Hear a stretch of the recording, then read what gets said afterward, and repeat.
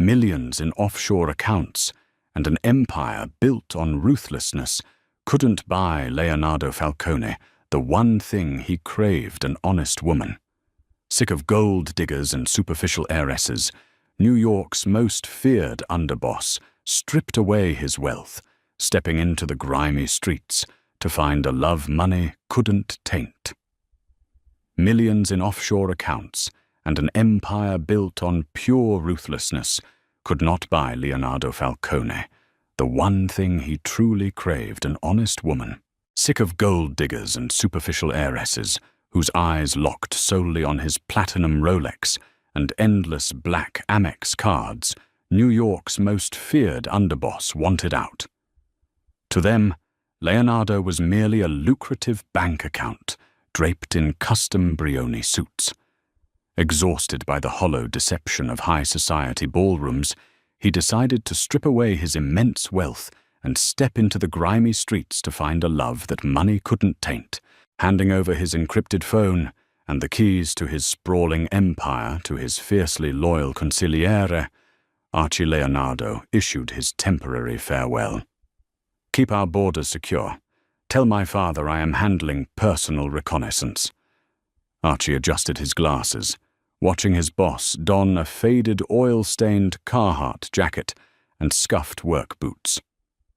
"Queens is a long way from Fifth Avenue, Leo. You don't have to live like a stray to find a decent partner." "Yes, I do," Leonardo replied, his baritone voice resolute. "I need someone who doesn't see the Falcone crest."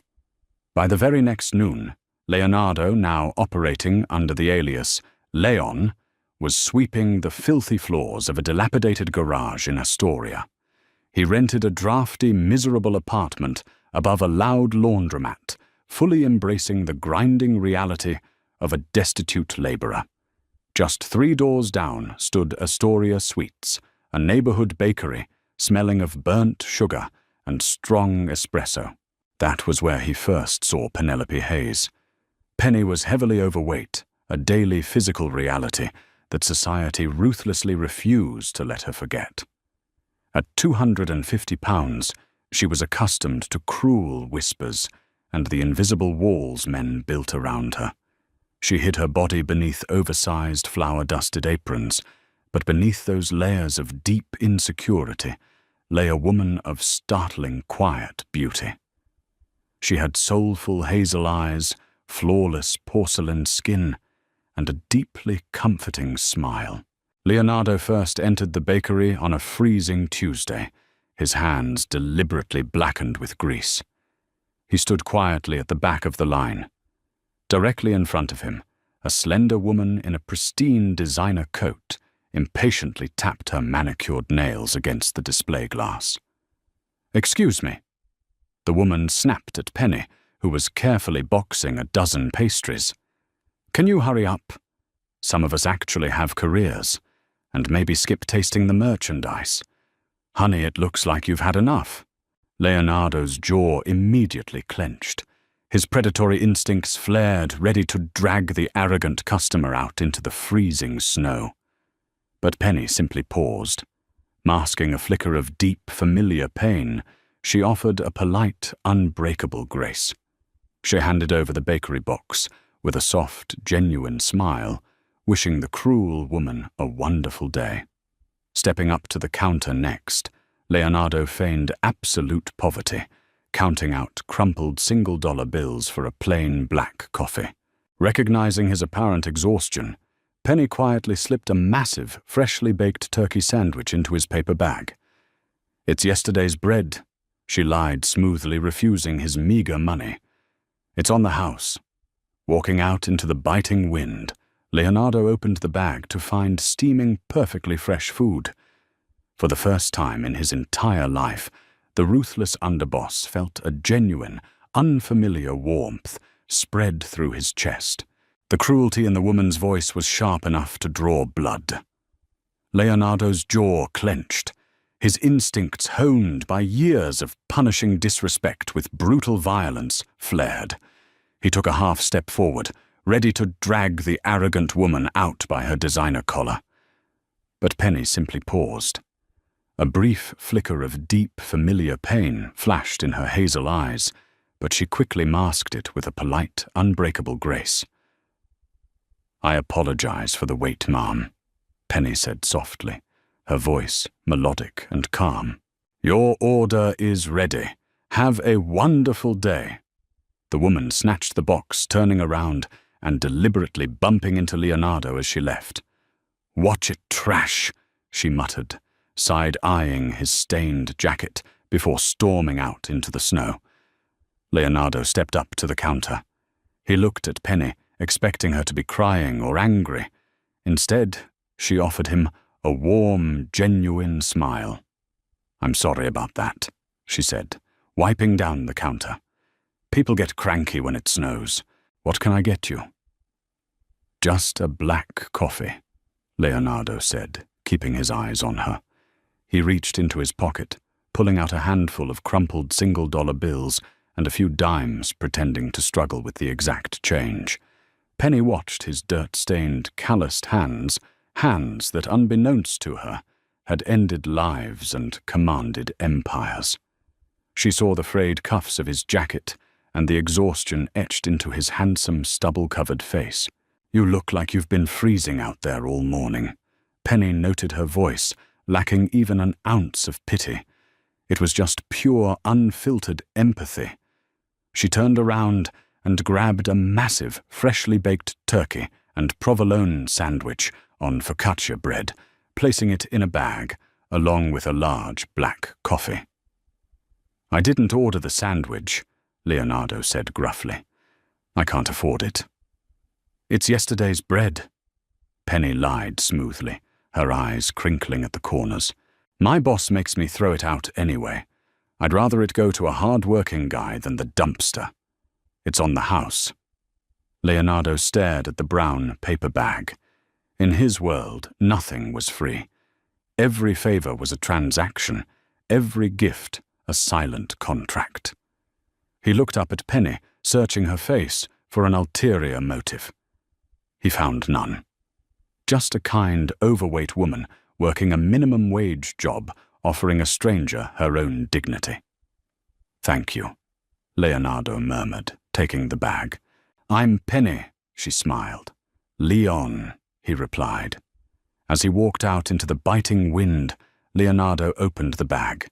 The sandwich was steaming hot, the bread perfectly fresh. It was no leftover. She had paid for it herself. For the first time in his life, the ruthless underboss of the Falcone family felt a strange, unfamiliar warmth spreading through his chest. Over the next month, Leon the mechanic became a regular at Astoria Suites. Every day at noon he would sit in the small corner booth by the window, and Penny would spend her 15-minute break sitting across from him. They talked about everything and nothing. Leonardo listened mesmerized as Penny spoke about her dreams of opening her own culinary school for underprivileged kids. She never complained about her weight, but she spoke candidly about the world's perception of her.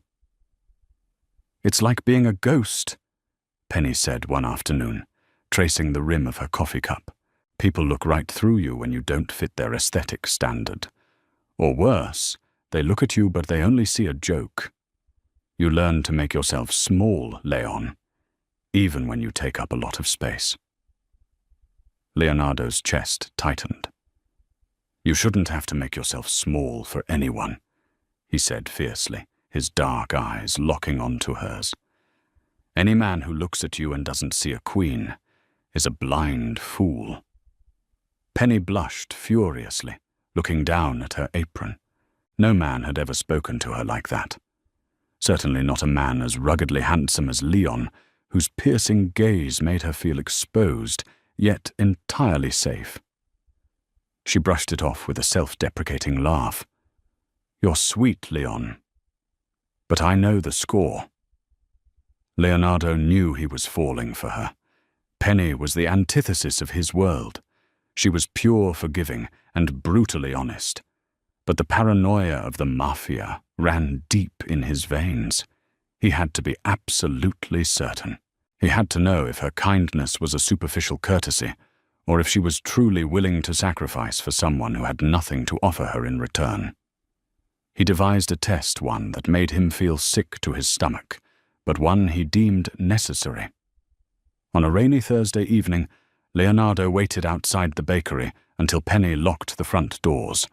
When she turned around, she jumped, startled to see him standing in the pouring rain, looking utterly defeated. He hadn't shaved in days, and he had deliberately smudged dirt across his cheek. "Leon, what are you doing out here? You're soaked!" Penny gasped immediately, popping open her umbrella and holding it over his tall frame, entirely disregarding that the rain was now hitting her own shoulders. "I didn't know where else to go," Leonardo said, forcing his voice to tremble. "I got fired from the garage today. My landlord locked me out of my apartment. I'm short $500 for the back rent, and if I don't have it by tonight, I'm sleeping on the street." Penny's face fell. She knew exactly what it meant to struggle in this city. She knew the biting cold of a New York night. What Leonardo didn't know was that Penny had been saving every spare dime for the past year in a glass jar under her bed. It was her tuition money for a masterclass at the Institute of Culinary Education, her one ticket out of the neighborhood bakery. She had exactly $540 saved. Penny didn't hesitate. "Come with me," she said gently, grabbing his arm and leading him down the block to her small, cramped ground-floor apartment. She made him sit on her worn-out sofa, handing him a towel to dry his hair. Then she walked into a bedroom. Leonardo sat in the dimly lit living room, listening to the rain hit the window. Guilt clawed at his throat. He had millions sitting in a Cayman Islands account, yet he was conning a bakery girl. He almost stood up to stop her to confess everything when she walked back into the room. Penny held out a stack of crumpled $20 and $50 bills. "Here," she said, pressing the money into his large hands. "It's $500. Go pay your landlord." Leonardo stared at the money, genuinely stunned. "Penny, I can't take this. How do you even have this?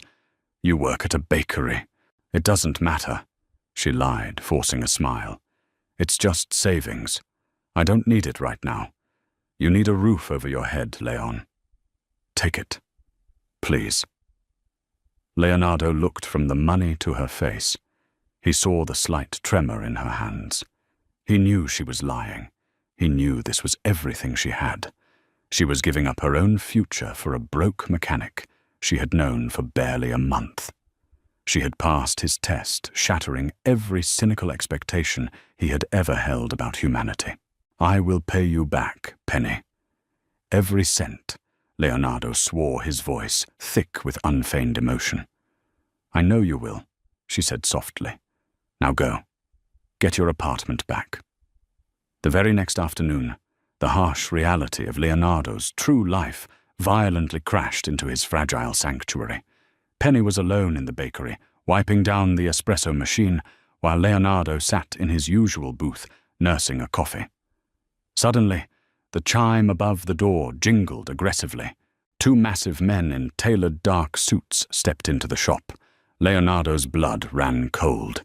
He instantly recognized them, Silvio and Dante, enforcers for the Russo family, the Falcone family's biggest rivals. They weren't looking for him. They were far out of their territory, likely running a low-level shakedown racket in Queens to scrounge up extra cash. Silvio, a man with a jagged scar across his neck, walked up to the counter, aggressively knocking over a display of cookies. "Hey, sweetheart," Silvio sneered at Penny, looking her up and down with obvious disgust. "Your boss is 3 weeks late on his neighborhood insurance fee. Where is he?" "He's not here," Penny said, her voice shaking slightly, but she stood her ground. "And we don't pay insurance to thugs. Get out before I call the cops." Dante laughed loudly. "Call the cops? That's cute." He reached across the counter, suddenly grabbing Penny by the collar of her apron, yanking her forward. "Listen to me, you fat cow. You open that register right now, or I'm gonna smash this place to pieces, starting with you." Penny let out a startled cry, terrified but trapped by his heavy grip. In a fraction of a second, the quiet, destitute mechanic vanished. The apex predator of the New York underworld awoke. Leonardo moved with terrifying, lethal speed. Before Dante could even blink, a massive hand clamped onto his wrist with the crushing force of an industrial vice. Dante cried out in shock, dropping Penny's apron.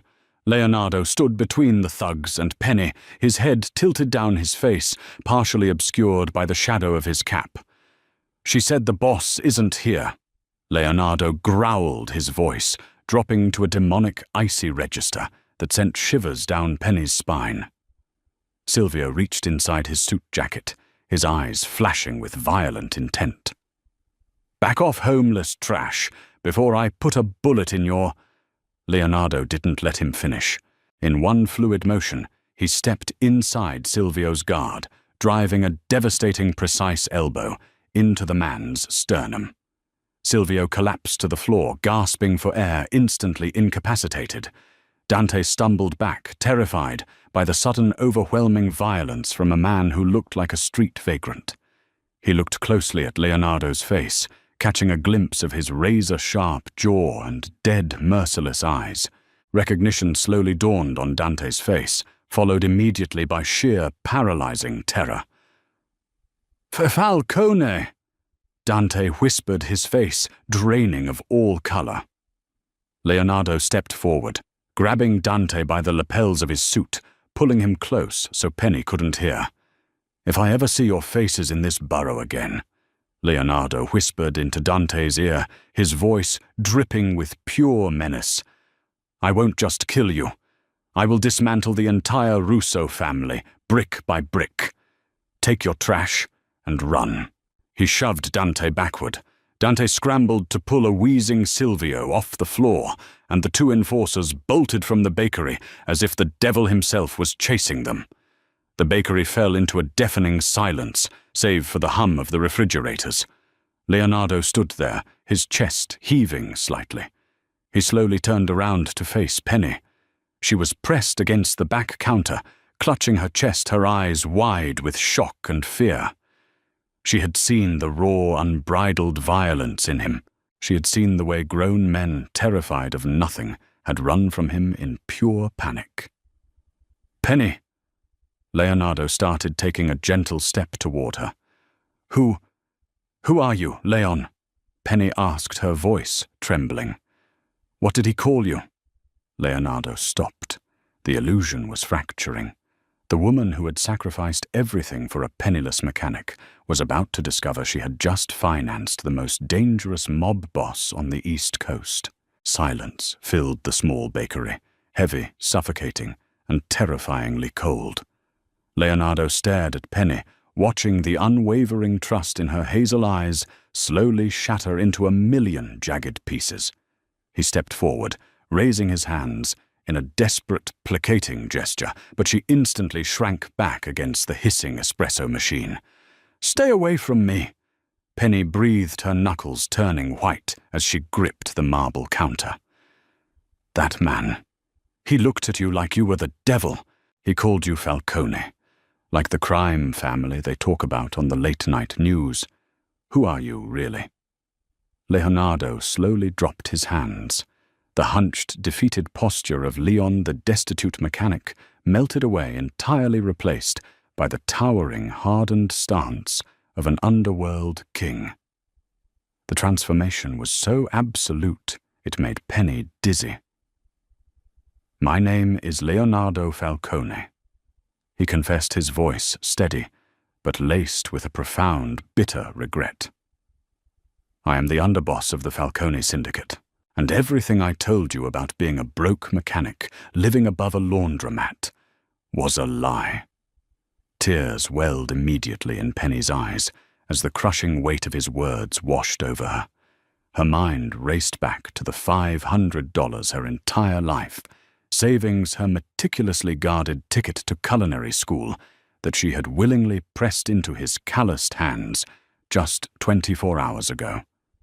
She had skipped lunches to save that money, She had walked 3 miles in the freezing rain to avoid paying subway fares, and he had taken it. A lie, she whispered, her voice cracking painfully. You let me give you everything I had. You sat in my cramped living room, watching me panic about you freezing to death on the streets, and you were a billionaire playing dress-up.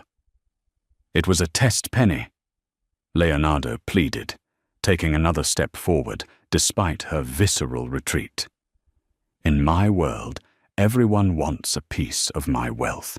Women look at me and see nothing but offshore accounts and luxury properties.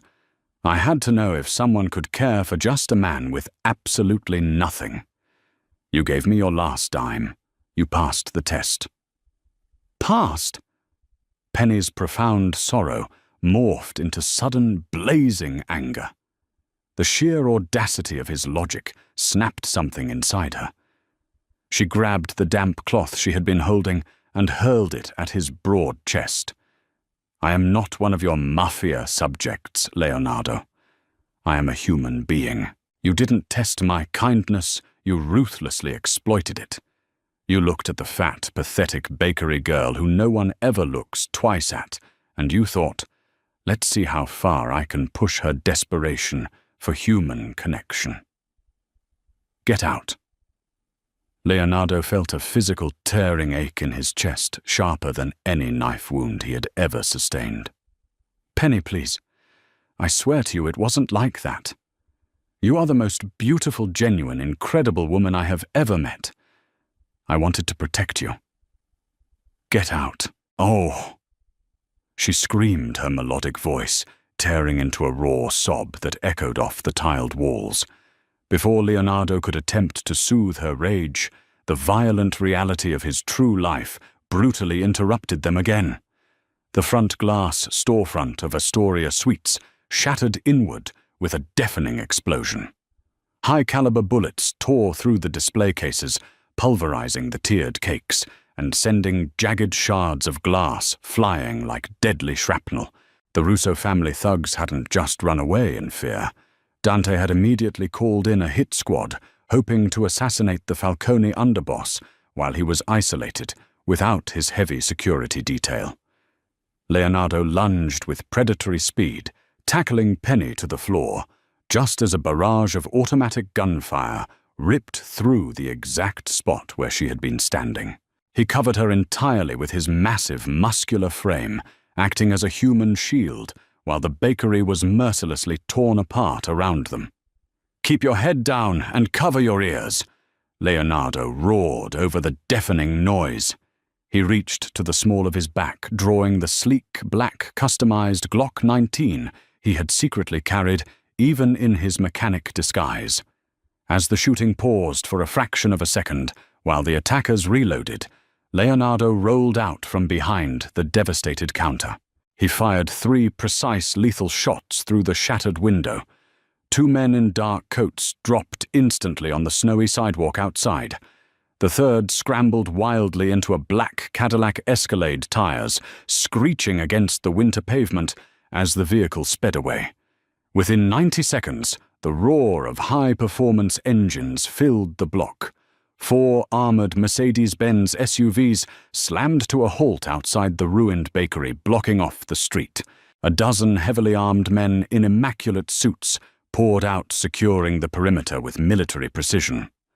Archie Leonardo's calculating consigliere stepped through the shattered doorway, his expensive shoes crunching over the broken glass. "Leo," Archie said, assessing the carnage with a cold, professional gaze. "We got the distress signal. Are you hit?" "I'm fine," Leonardo growled, holstering his weapon with a sharp click. He turned back to the counter, extending a gentle hand to help Penny up from the floor.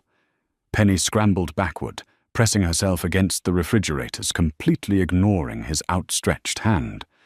She looked at the hardened mobsters, holding assault rifles, the completely destroyed bakery she loved, and the bodies lying out on the sidewalk. She was trembling so violently, her teeth chattered.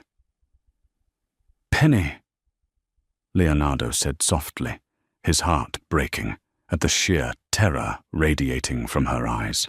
"Don't touch me," she sobbed, wrapping her oversized flour-stained sweater tightly around herself. "Just leave. Please. You've ruined everything." Knowing that his imposing presence was only pushing her further into shock, Leonardo gave her one last, agonizing look. He reached into his heavy coat, pulled out a thick, sealed envelope, and tossed it gently onto the counter, next to the ruined cash register.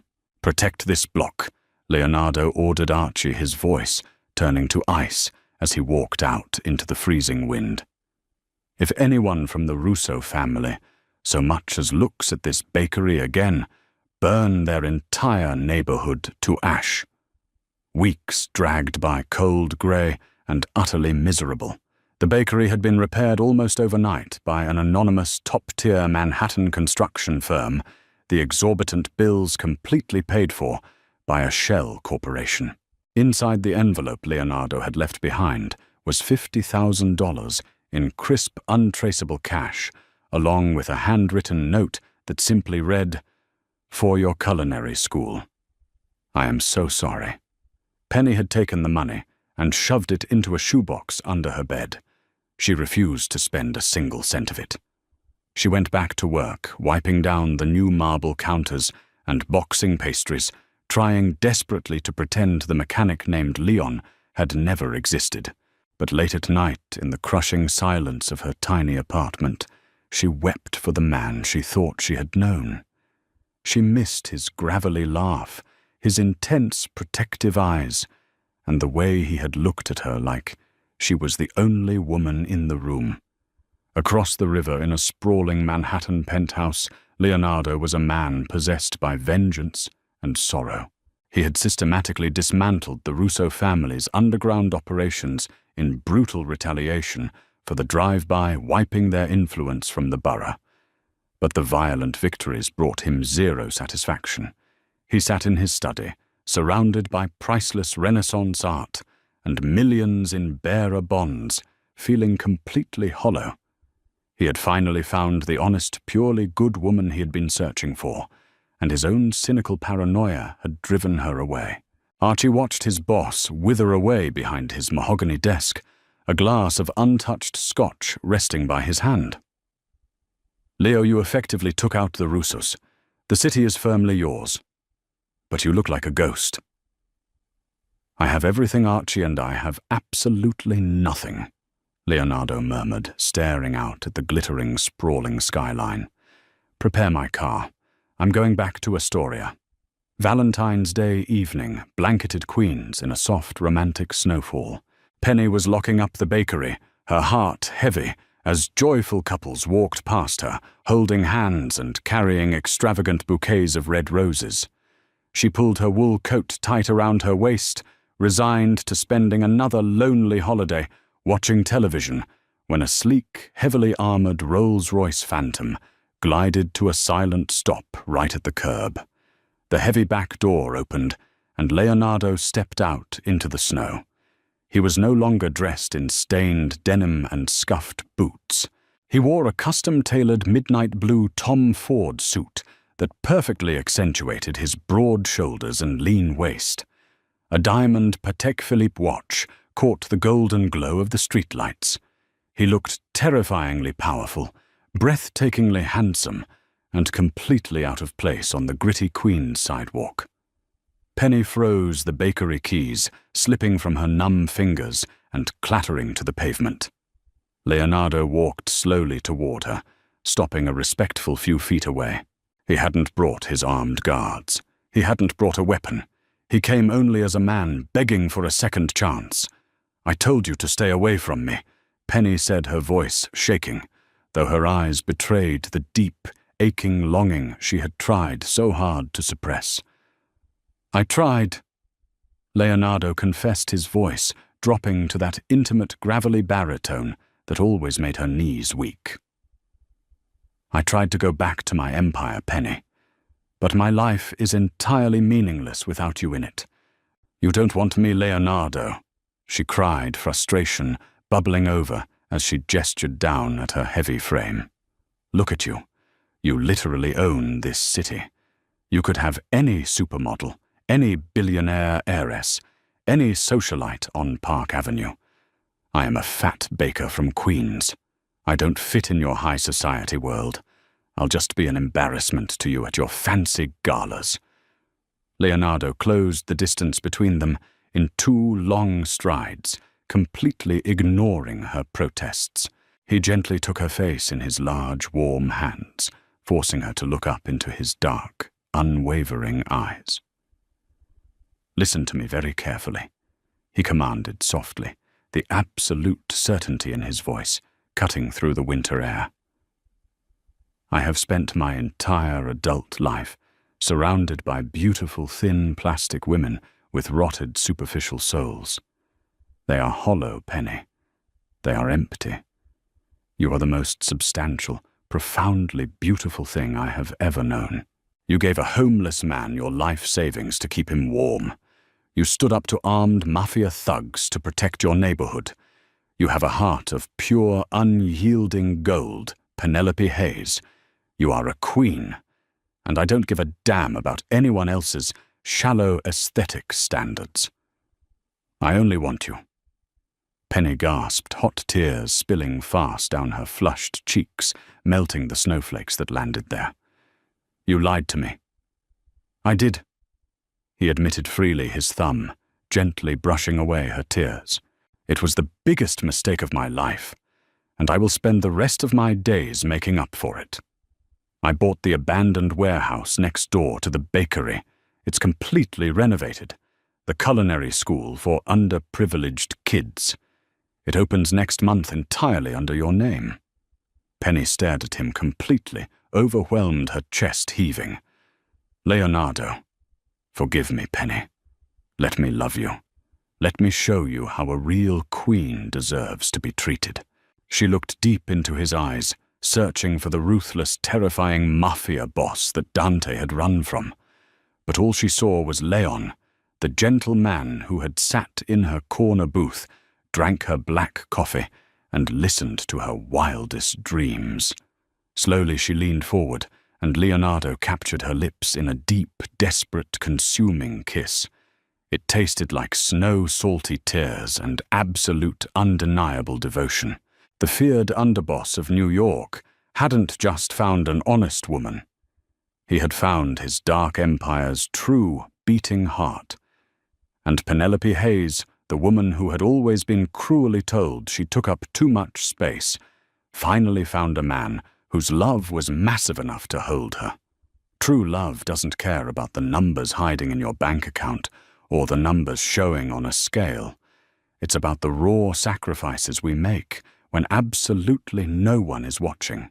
If Penelope and Leonardo's story proves that the greatest treasures are often hidden in the most unexpected places, smash that like button, share this incredible mafia romance with your friends to remind them what real love looks like, and don't forget to subscribe to our channel for more dramatic, heart-stopping stories.